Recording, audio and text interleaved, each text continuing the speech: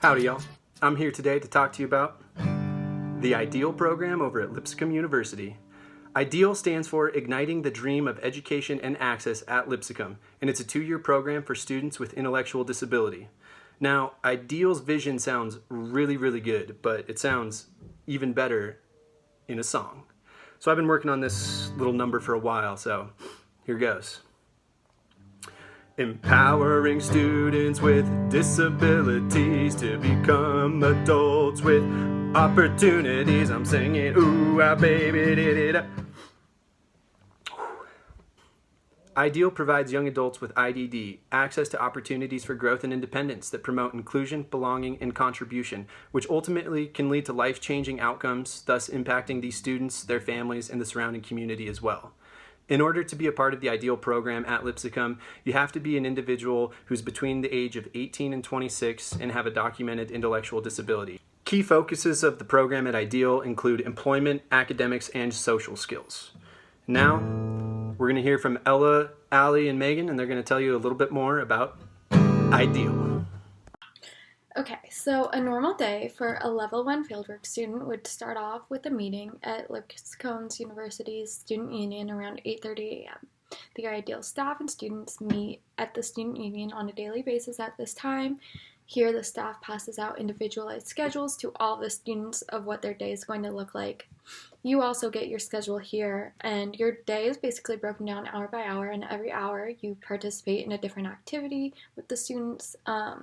Some of the activities you would participate in is either going to the library with the student and help with their study time and making sure they're caught up with all their assignments. Another activity would be going to the student athletic center with an IDEAL student, where you would get to be active with them, either play basketball, racquetball, or complete a workout with them.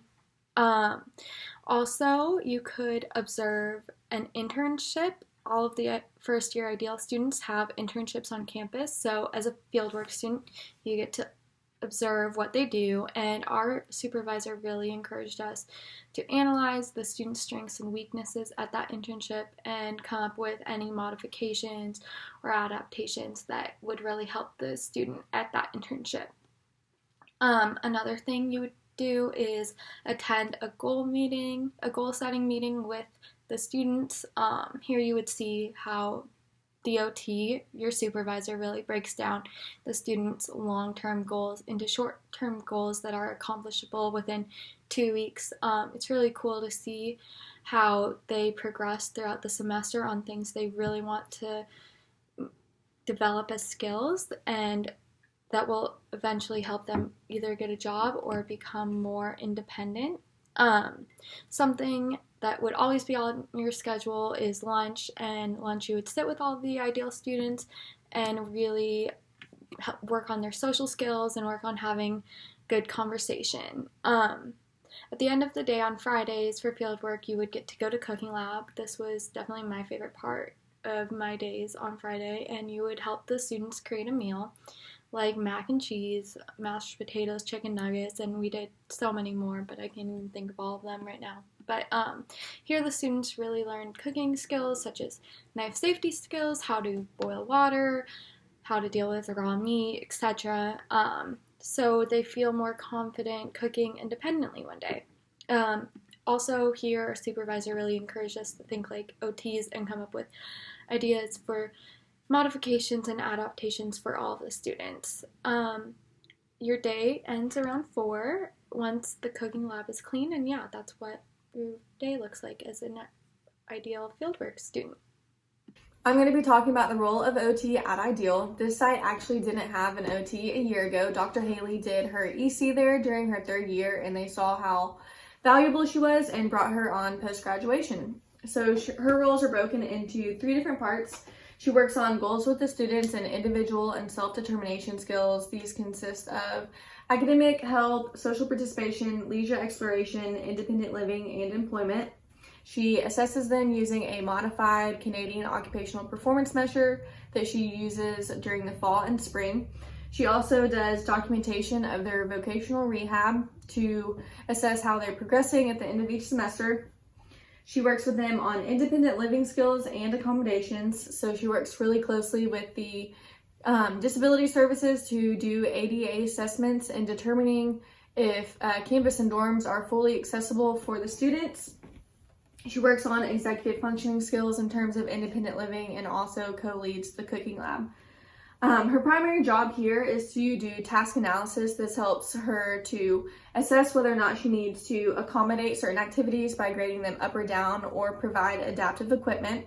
This took place on Fridays, so we actually got to be a part of cooking lab, and that was a really beneficial experience to see the role of OT here and how we would adjust certain tasks or provide accommodations.